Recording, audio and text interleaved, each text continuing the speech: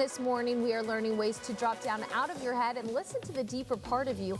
A moment to live a life based on choice rather than fear, but still can be easier said than done. STL native Becky Vollmer provides a 9-step process in her book, You Are Not Stuck: How Soul-Guided Choices Transform Fear into Freedom. The author, yoga teacher, and empowerment expert is joining us live with an inside look on the book. So Becky, thank you so much for joining us this morning. Thank you for having me. And might I say, congratulations. You have created an entire global social community. They were saying 400,000 people. Yeah. Remarkable. Tell me a little bit about that. Oh, it's been a wonderful community to be part of and to curate. It was created kind of on a whim after I left corporate America, but there was so much resonance around the message of people feeling stuck and not wanting to feel stuck. So the messages on social media just sort of attracted the tribe, and now it's 400,000 strong. Which is fantastic, helping all of these people pursue their dreams, live the life they want to live.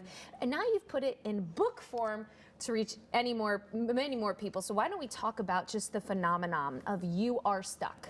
Yeah, you know, this is really something that all of us deal with at some point. You know, being stuck or feeling stuck rather is something that does not discriminate based on age or gender or race or geography or religion, you name it. It's something that we all have to work with. The trick is, how can we kind of drop out of the thinking brain and into this space where our soul lives, and learn to choose from here rather than to choose from the place of our fear. And I also like the thing about your community is people might think they're alone in feeling stuck.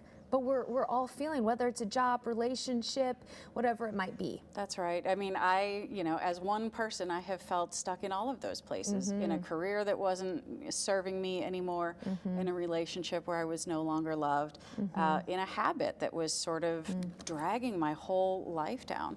But when we recognize that the life that we're living doesn't line up with the life that we want, that's when if we make the choice to get off of autopilot and listen to the voice within, rather than all of those other voices around, the voices of what I call other people, capital O, capital P, who want to tell us what we should do.